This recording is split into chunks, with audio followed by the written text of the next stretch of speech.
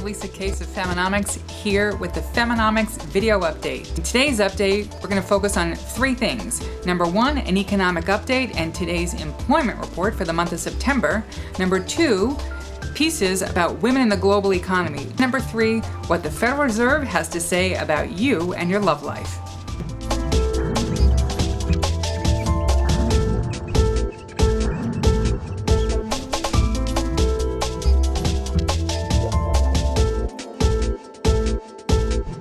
First of all, the economic update. Today was the release of the September employment report.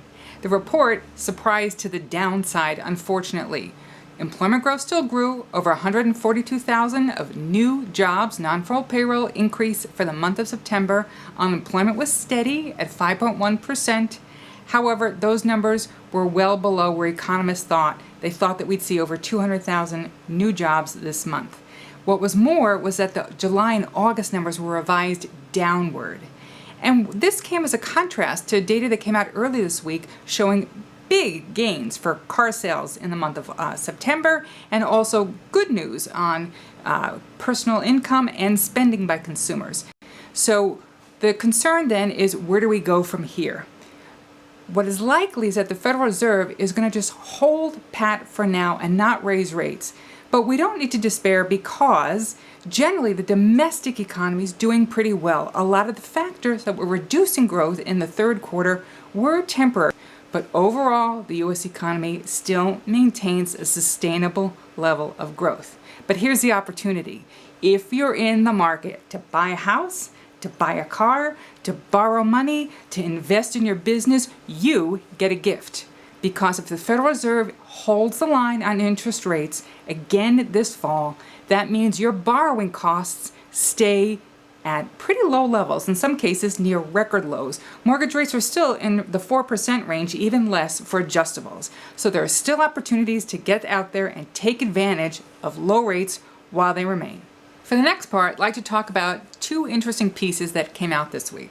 First of all, from the Wall Street Journal, there was an op-ed piece, The Wage Gap Myth That Won't Die. It's written by Sarah Ketterer, who is co-founder and CEO of a financial company.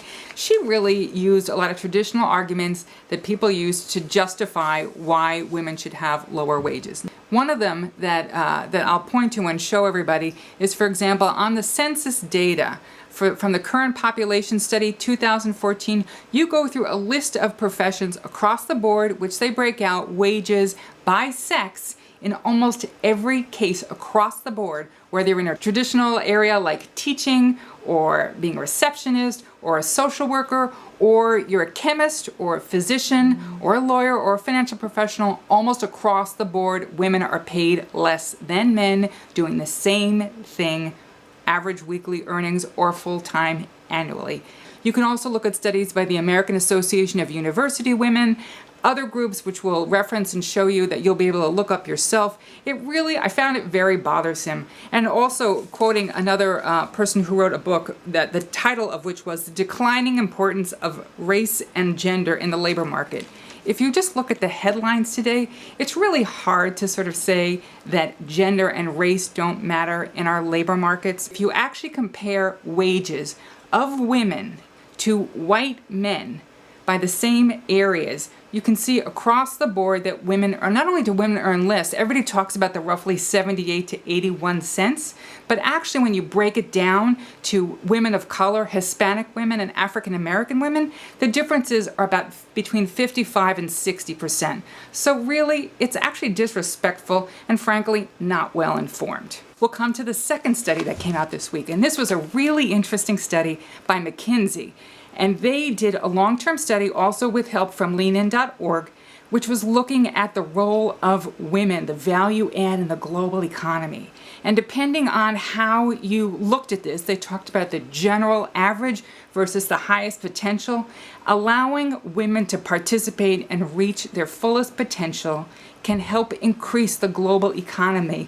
They estimate by 11% by 2025, so 10 years from now. The third area that we're going to talk about today is what the Federal Reserve has to say about your love life. I know, it sounds a little crazy, but actually there's a new working paper out by the Federal Reserve Board, and it has to do with the predictive power or correlation between how well couples do when they get together if they have a match regarding their credit scores. When a couple gets together and a relationship is formed and committing, the more that they are similar in that regard, it has a highly predictive element as to whether or not the couple's gonna stay together. So, if you're out on a date this weekend, you can ask them, you may ask your date what their astrology sign is, but really what you wanna know is how they feel about credit and their credit score. Are they trustworthy? That's going to actually tell you a lot more about whether they're a keeper or not.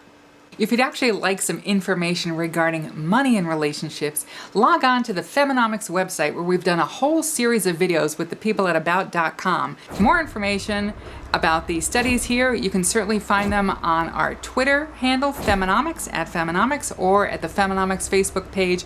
And also go to the website and just sign up to our free newsletter. We'll be happy to share everything with you. I'm Lisa Kaess, signing out, saying mind your money.